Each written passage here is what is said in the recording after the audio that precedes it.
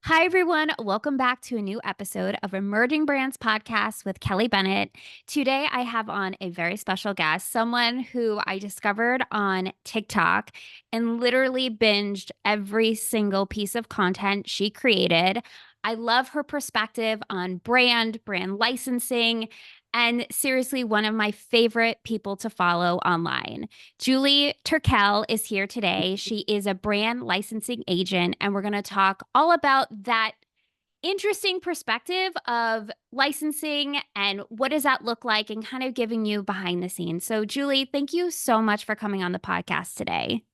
Thank you very much for having me. That was so nice what you said. Of Really appreciate course, it. it's Yeah. true. When I found you on TikTok, I'm like, saving all your videos, Uh, reposting videos, binging everything. I just would love to hear your background and your mhm. story. Um, dive in. I want to hear all the Yeah. things. How'd you get here? Okay. So I am a brand licensing agent. I've had a boutique brand licensing business for the past 25 years, which is crazy to say. And I've been in the licensing business for over 30 years, which is even crazier to say. And the brand licensing space is almost like, I feel like it's like a land of marketing misfits. Most of the people that I've encountered that are in my field have gotten into it accidentally, like maybe peripherally from some other opportunity or position that they got when they were starting out their careers. So for me, it was definitely that way because I was pre-med in college. So I anticipated that I was going to be going to medical school. And in a very weird turn and twist of events, somehow I ended up in this graduate program at Columbia University is kind of like a stopgap between me figuring out whether I wanted to pursue a career in medicine. And one of my classmates created the Nickelodeon show Blue's Clues. Yes, I And I remember was Blue's Clues. yeah, I was fascinated by this idea of like working for a company like MTV Networks, Nickelodeon, that whole company. I was fascinated by what she was doing. And I grew up in Tampa, Florida, like underneath the rock. And, I didn't have a lot of access to people's career paths. And here I am in New York City. It just felt like a real kind of like a cool idea to go work for a media company. So I interviewed with so many different people at Nickelodeon specifically for so many different like entry level roles. And I ended up really clicking with a woman who was very senior up in the consumer products division at Nickelodeon, which is like, they had like Rugrats, Blue's Clues, Ren and Stimpy. And this was the division that basically took all those properties and turned them into like products, t-shirts, ice cream bars, toys, home, just all the stuff that you see at mass retailers. And I just really clicked with her and became her executive assistant. And that's how I got into licensing. Like all the other people in my business who have similar stories like that, it's just kind of like I fell into it with a general interest in being at a certain company in a certain kind of like role, like marketing. And after being in corporate, so I was at Nickelodeon, then I also was at Discovery Channel. There were a lot of interesting experiences I had in those two, roles. At Nickelodeon, I ultimately got promoted to work on the Mattel account, which was like a really big partnership for the company. It was the largest Right. source of revenue for Nickelodeon because it was not only all the toys, that was the biggest part of the licensing business, but the ad spend that a company like Mattel has with a cable network like Nickelodeon was just massive. So it was a really, really good learning experience for me. I didn't know I would be learning that much, but it was an incredible experience. And then when I went to work for Discovery, they had a partnership with Target, an exclusive aisle at Target in the toy department. And at that time, now everybody knows when you walk into Target, they do these exclusives with designers and brands all day long. And, we come to expect it. But at that time, they had just started doing that. So I had this experience, those two experiences, which were really like deep, like just such a deep dive into how this business works. And I, not to blather on about my career trajectory too much, but I really appreciated both of those experiences and made great contacts and gained real perspective on the licensing business from those roles, but I didn't know what, because of the way in which I fell into it, I really didn't know why. I didn't know why I was there, why I was like, I didn't see myself going up the corporate ladder in this way. I didn't want my boss's job. I really was, my interest in it was from the creative side and from like I loved seeing the products come to life and that process, the design process, the product development process. So I left corporate looking for a way to kind of get more into the design side of things.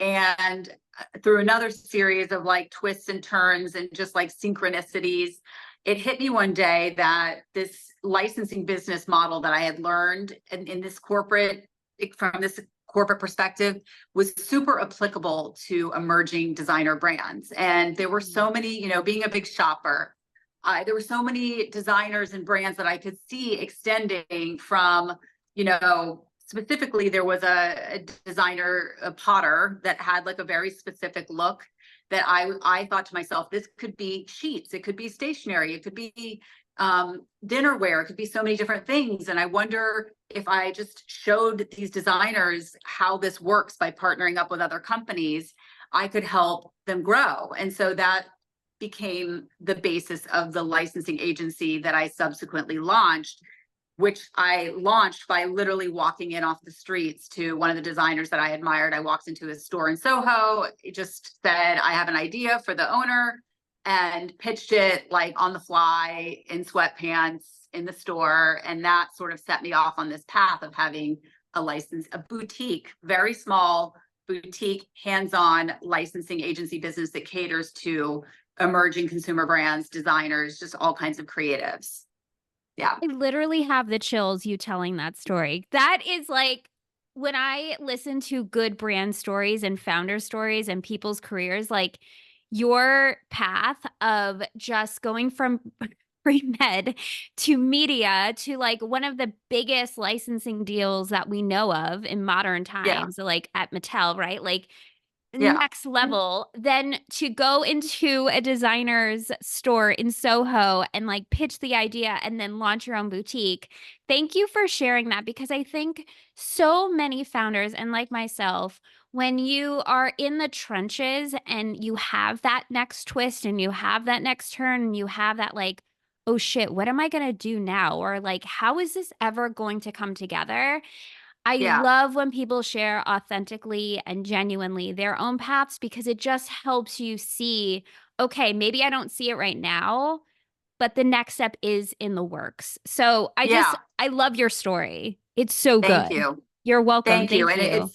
it's so interesting too, kind of, because at the time when I left corporate and I was looking for the next, like what I was going to be doing, knowing that I was not going to be seeking employment from a big company anymore, I did not know that this was the right, I just, I didn't even see it at all. And through working with, I had a career coach, but I also had psychics that I worked with, just Oh, yeah. through just sort of getting in touch with my own intuition, just kind of following the signs. Like there were just signs that were leading me into this direction, even though I think if I were to zoom out and look at it, it was like obvious what I should have been doing, but it really was, it really was a series of like synchronicities and just like light bulb moments that led me here. So Incredible. So, from that moment when you walked into the designer studio in Soho, pitched this idea to where your boutique agency is now, what did you really want to do differently in the market? Or you said you definitely emphasize of like a hands-on, more personalized yeah, experience. Is that kind of what you were seeing was missing? Also working with emerging brands in particular? Like, I would love to hear how you differentiated your agency in the market. yeah. So when I started, I didn't really even know. Um, it's not like I stood back and said, let me look at everything that's going on in the market and identify a niche. It wasn't as strategic or thought out or planned as that. It was really more like my perspective when I first decided to do it was, I bet there are a lot of designers out there that don't know that this model is an option for them to grow without putting up capital. So Hmm. it was really about me wanting to find a way to work with an audience that I felt inspired me, that also maybe needed my knowledge base. Then once I realized that, like, the first couple of clients that I signed were things that other people in my industry never would have discovered or known about, because they just don't come at it from the same way. Like, the licensing agency world, the things that drive people in the things that drive people in my space are mostly entertainment properties and corporate trademarks and things that are household names. So there, now things are different because of social media and just the way in which the consumer consciousness has evolved. But back then, if I were to say to another licensing agent colleague that this is what I was doing, they, not only if I were to, I would say to them, "Oh, this is what I'm working on." And they would be like, "That's cute. That's really cute." Uh-huh. Like, they didn't understand that there was an entire niche that was a very valuable niche that was being underserved, that ultimately, in order for any of these big retailers that sell tons of product to remain relevant in the future, they needed to understand what young consumers wanted from design and from product. And I just hit upon something at that moment where, because of what Target was doing with these Right. exclusives, with designer exclusives, that other retailers, they didn't really understand how to do it, but they knew that they eventually would need to. So I was kind of early with my concept. I didn't think through the concept from a business plan standpoint until after I had actually gotten a couple of clients. And then I stood back and said, wait, this is something that is a real niche that I can own. So that, I mean, I guess to answer your question, that's how, like, I position myself as also somebody who really understood how to work with this very creative audience. They That's were, huge too. they needed to trust that the person that was going out and representing them really understood from a creative soul level what their brands, what motivated them, what they wanted to see, what kind of quality, what kind of design, what kind of personalities worked best for them. And I think that now, I think there are other big licensing agencies that have figured out how to work with this niche. But at that time, the way that I dressed, the way that I presented myself, the way that I packaged myself, the way that I spoke to them, I immediately, I felt like they had a sense of trust and knew that, like, if I was going to be pitching them, that they were in really good hands. And I think that was sort of like my secret sauce when I started, Right, having because you that are skill set. creative yourself and you're very stylish. That was also something that stood out to me in your TikToks, just like your outfits and your vibe. I'm like, I want to be her friend. I That's love sweet. everything that you were wearing. So I could see how just having more of that like holistic, like you yourself just seem very much like a creative, and you have such an expertise in this aspect of a creative business. And so that totally makes sense of your clients trusting you because they felt like, okay, this is someone I would probably be hanging out with anyways, right? And just Yeah. like have a similar lifestyle or similar interest. So when you work with a client now, when you have an emerging brand, maybe it's a designer or whatever the case may be, I would love to hear like, how do you start working with them and just kind of like overview of what brand licensing looks like. So someone that could possibly go down this path could have somewhat of an understanding of like, okay, here's the overview of what it looks like to do a launch with brand licensing, or just kind of what does that roadmap look like? Yeah. So it depends on the kind of like where the brand is in their trajectory. But Okay. in terms of the clients that I work best with, it would be a creative brand that is established, that has some kind of foundation, some kind of platform. It's a mixture. When I say a foundation and a platform, it's sort of a blend of the creative, the design side of things, like an aesthetic that they own, like creative assets that they own, whether it's surface patterns, art, whether it's a consumer brand that people know that they can really understand and identify with. And there's some kind of also like, so there's creative assets, but there's also maybe some type of measurable data to back it up. So I hate to say an Instagram following because it's not always that, but if it's like back in the day when I started my licensing business, when we didn't have social media and it was all press and television, if there was an interior designer that was on television, you know, the aesthetic combined with the exposure really Right. makes for a great combination and a great prospect for licensing, because people, you know, when consumers are buying a product, they buy from brands that they recognize. And there is that instantaneous marketing when there's some kind of recognition, track record, platform, press, whatever it is, some kind of exposure. But then also, in terms of being really effective in licensing to make it easier, you also have to you have to own your trademark. You have Right. to have some kind of design sensibility. I'm not saying you have to be an artist and have surface patterns. In fact, I'm working with an interior designer now who is fabric and surface pattern is a huge part of her interior design aesthetic, but she doesn't create, she's not an artist. So it's like all third parties, but she has a neo-traditional style that can be kind of like clearly defined what's her and what's not her. Finishes, colors, textures, ways of putting designs together.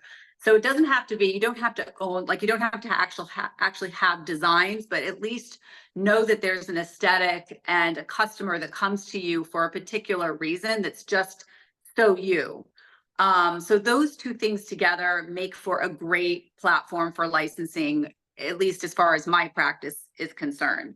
And so when I'm working with a client, it's typically on the representation side, it's a long-term prospect. So we are in it for at least 3 years, Wow. because it takes that long to put a strategy together, go out and you're pitching company. So bring the client in, I take in all the different assets and what they have, put together a pitch and a strategy for where their product, what kind of products we're going to be licensing first, what retail channels make the best, are the best fit, and how do we take a look at what's happening in all those product categories and their retailers and come up with a way to position this brand, this opportunity for those companies and those channels.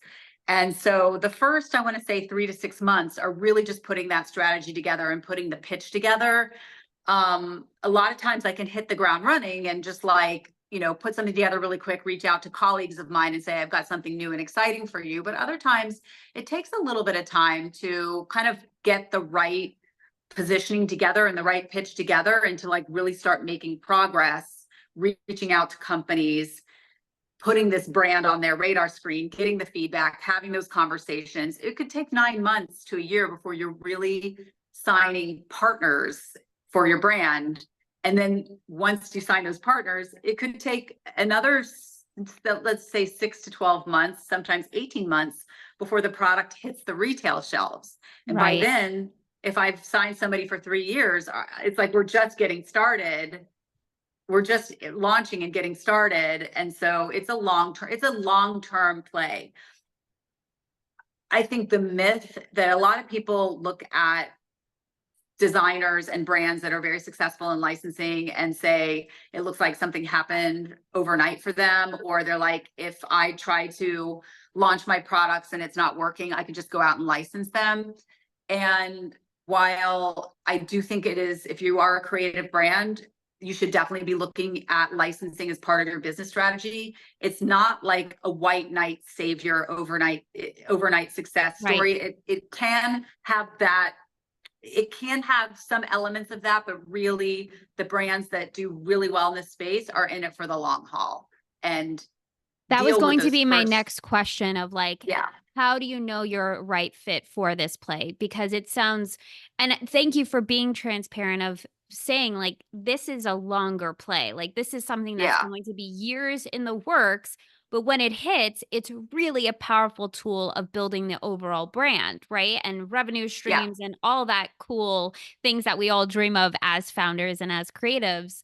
So, as far as when you're vetting maybe a possible client, is there anything that you ask or anything that you look for to make sure like, okay, this person maybe even has the ability to be patient for those years or, yeah. understands how this could fit in the long-term plan and strategy of their business?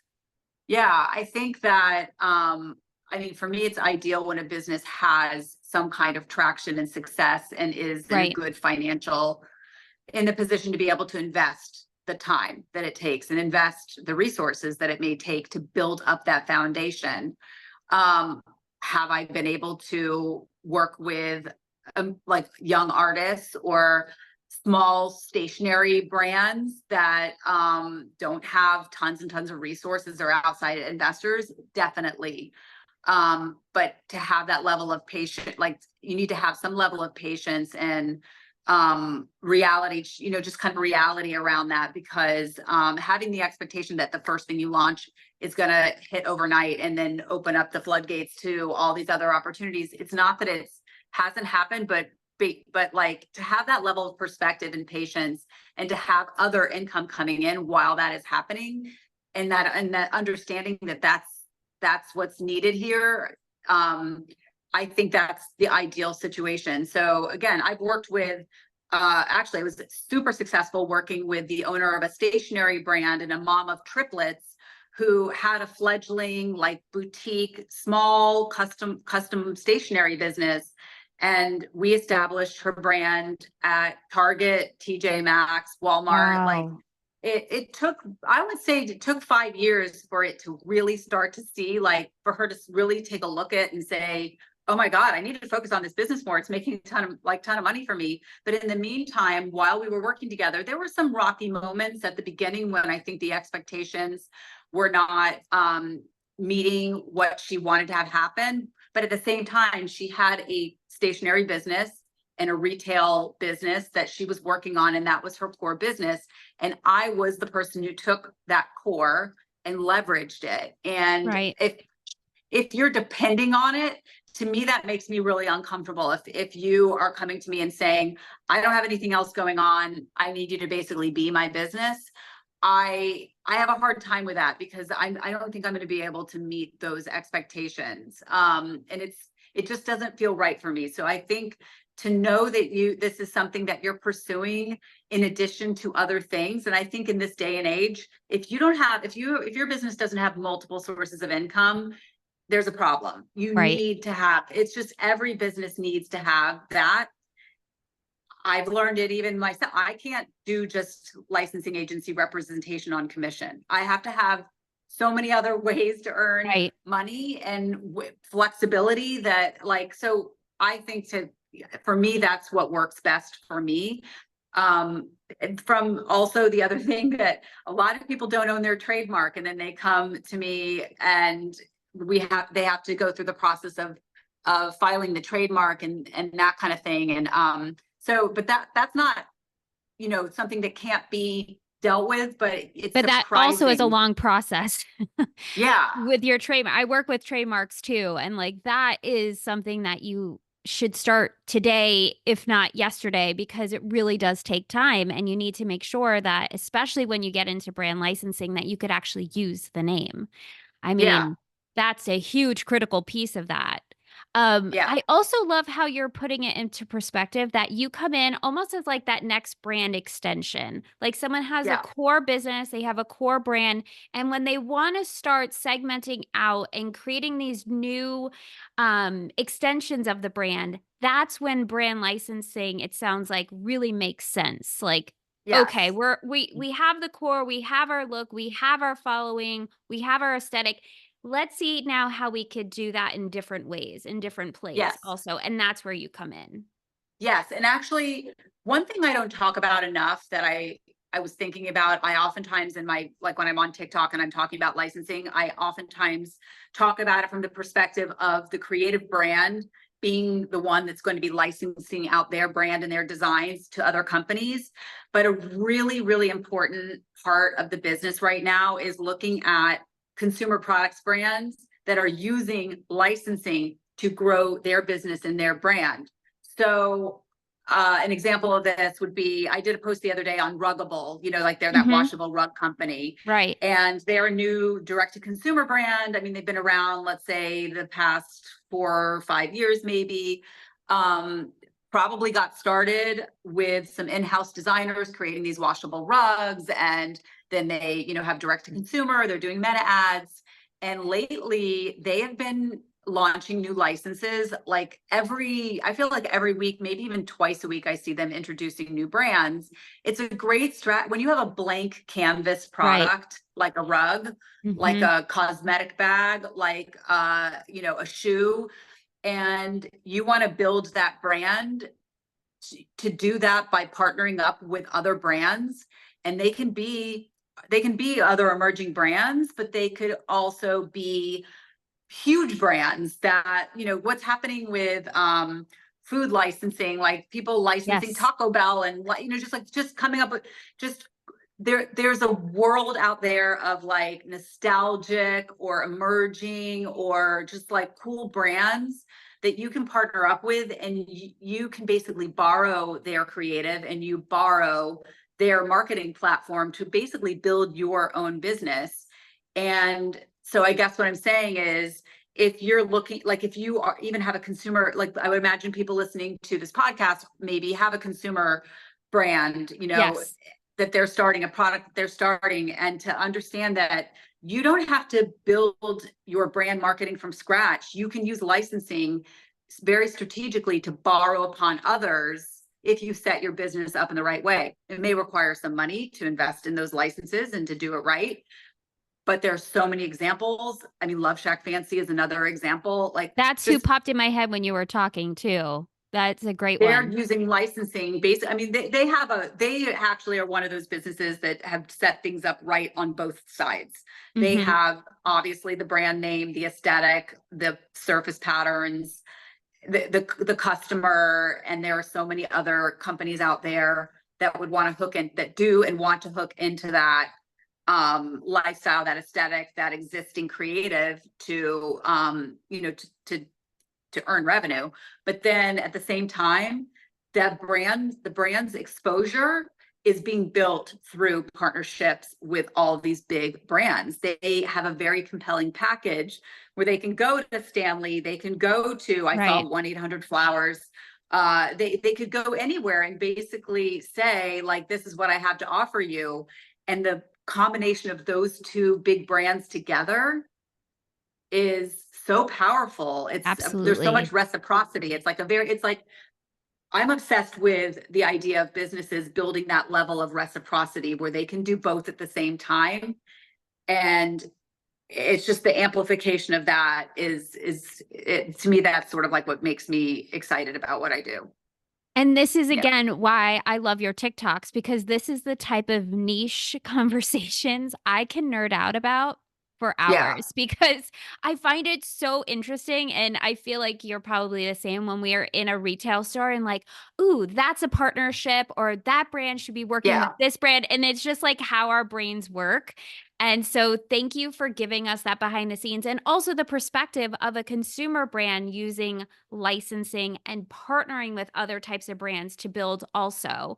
One quick question, just on a personal level, because again, I love your TikTok. How did you start sharing your insight and industry knowledge on TikTok? Was that, Yeah. something that you wanted to do, or you kind of just started and it started taking off? Because I really admire how you've been building it and it's on my list and I've been slowly chipping away at it, but I would just love to hear how you've gone about it. Yeah. Well, okay. So just as a general rule, because I'm in the marketing business, marketing, like a lot of licensing agents market themselves through their clients, and Okay. fine, fine, or don't even have a social media presence. For me, I've always felt uncomfortable being in a marketing space and not marketing myself, like Mhm. not understanding what they like. My business in some ways is the sum of its parts. Like, it's like I'm only as good as the clients I bring on. I'm not comfortable with that. I'm not comfortable with that on a variety of levels. Number one, because again, my function is to be in the marketing space. But number two, back to this idea of having multiple sources of income. Like it's always felt to me like a little bit of abandonment of self to Mhm. build a business that is behind all these other businesses and not have something that is just for me. There's a level there. It's always been I in the feel back of you. my mind. Mhm. So I had, like, back when I started my business and we didn't have social media, we didn't have nearly as much technology. I had a really cool website, and now look at, like, it became dated so quickly because the way technology, but at the time it was just a very interactive kind of cool website. And that was the way in which I attracted partners, is just the way in which I kind of packaged my agency. Had basically said, this girl knows brand, like, it's just kind of, it Yeah. said what it needed to say. For the past, like, 5-10 years, it has been in the back of my mind that I've needed social media, or I needed to recreate that feeling and that marketing platform for myself. But Instagram is not my thing. Like, I've never hit my stride or understood why I would show up on Instagram every day. It just didn't work for me.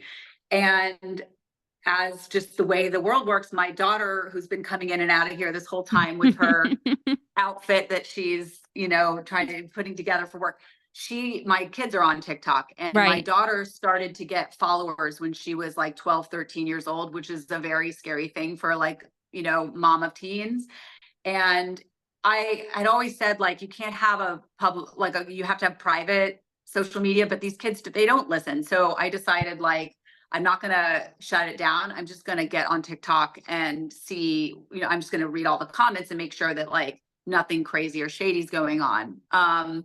So through kind of like just stalking her, Yeah. I started to get content coming my way. And then I realized, oh, this could be something that I could do myself. And what I love about TikTok is that you can talk about what you do in the context of what's like the things that people love to talk about on TikTok. So it kind of gave me that guidance that I was looking for, that I wasn't getting on Instagram, where it's like, I'm not going to wake up and just post a picture and a caption every day, or like Right. walk through my life doing stories. But if people are talking about a celebrity brand, and I can share my point of view on it based on what I know, then I can add value here. Right. So my TikTok kind of came from me just occasionally seeing topics that I thought, I can jump in here and say something, and doing that. So Felt that's, like you were more adding to a conversation versus just like, "Hey, look what I'm doing," right? Like, a TikTok does feel more conversational. yeah, it does. And so for me, when I don't have any kind of like uh plan with my content or anything, but I do know that, like, every week I like to post a few videos, and I like it to be a mix of topics that people are talking about on TikTok that I can jump in on, advice that things that come up in the working with clients or coaching, or things that are coming up for me in my life, and just in having a little bit of fun. So I try to, like, just hit on those pillars without, like, actually having a strategy, but just, like, break up the content between sharing very practical, tactical licensing examples with what's going on in my soul, just like what's going on in my life, what's going on in my soul.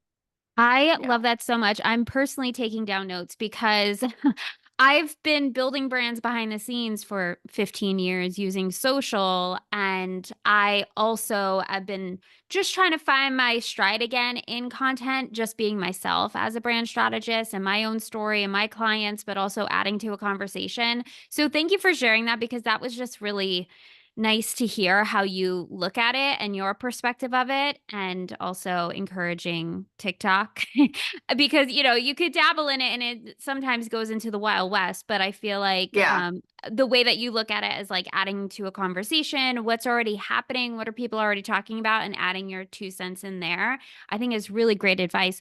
Also for a founder, even if they're not necessarily quote unquote building a personal brand, just being a thought leader in your industry, adding to the Yeah. conversation, it builds that community that is just such a powerful tool overall. So, thank you for sharing that and showing up and sharing so much good insight. I'm sure you get messages all the time of like, "Thank you for explaining this to me," Yes. or like, "Wow, I did not see this before," or "Oh my gosh, I see an opportunity I didn't know I had." So, I'm sure Yeah. that's also really fulfilling to hear that Yeah, it feedback. is. Yeah, I mean, I didn't realize that nobody was sharing, like, there's nobody else in my field that is, people will talk about licensing, and we'll talk about, um, what's going on with brands and touch upon it, but nobody else that I know in my field was doing this. I think that I look at it as like acts of service. Like when you put that energy out there, then it's like the attracting what you want. Yes. And I have found TikTok to be like so rewarding for me on so many levels. I've definitely hit the brands that I wanted to attract, like have come my way, and that's been exciting. But also just the messages that I get from people. I mean, I never thought that I would have that kind of like forum to get that kind of feedback. And I've been very, very lucky in that regard. So That's yeah, really cool. yeah, I love yeah. it. So, last question. I could talk to you for hours, and this has honestly been such a refreshing conversation. And I appreciate everything that you've been sharing. But I want to make sure I capture how someone could work with you, how a brand could work with you. What does that look like? And just kind of giving us the quick overview of that. Yeah, sure. And if you go to my TikTok or even my Instagram page, which has nothing on it, there's the link with all the different like services and ways in which I work with brands. So, I mean, the real kind of like heart and soul of a licensing agency is this long-term representation. So if a brand feels that they are a candidate, whether it's a manufacturer, like a, consumer products business that is looking to take licenses like the Ruggable strategy, or whether you are, an interior designer or have a brand that you feel could be licensed out to other companies and you want to extend it, there's an application that's in the link in my bio. You can answer some questions for me and then schedule time. And I will, get back, then we'll have a conversation, and then I will, send out a proposal based on that discussion for how we work together. I also do some one-on-one and group coaching with creative brands Oh, where we cool. look at the business holistically, not just licensing strategy. Like it depends if it's one-on-one, it's somewhat of a bespoke conversation and Hmm. bespoke way of working. But let's say you maybe aren't ready to get into licensing, but you want to get ready, or you just need some support around building your creative brand. I provide that on a coaching. I don't like the word coaching, but I don't know if it's not consult. It could be consulting. It could be coach. I don't know what it is. It's mentoring. It's just working with me Advisor. one-on-one. Yeah. Yeah. So I do that. I have a group that I run, and then I also do, for as based on my bandwidth, I do some one-on-one kind of like packages. And I really love doing that, and having that kind of flexibility has been, it's just, again, having the multiple sources of revenue, having things Yes. that ways to add value. And even just like, I think it's interesting because I had somebody approach me recently to work with me in this way, because like you asked, they're looking at like, how do I use social media? Like, how do I Hmm. show up on social media authentically? And how does that play into a bigger strategy for me diversifying my business? So it's not just about licensing. It's also just about how do I just build my creative business with confidence, with clarity of my strategy and what are my options. Um, Incredible. I love yeah. that. I'm going to put all the links that you mentioned in the show notes for anyone listening right now. Don't worry. I will have all the links ready for you, and click to the forum and all that good stuff. And honestly, Thanks. Julie, thank you so much for everything that you do for creatives, for businesses, sharing your insight, working so diligently on helping build brand extensions. And I just love your personal story too. So thank you so much for coming on today and sharing it all. Thank you. Thank you to you. This was a great conversation. I'm so glad we connected. Same So. here. Thank you, everyone, for listening, and I'll see you next week.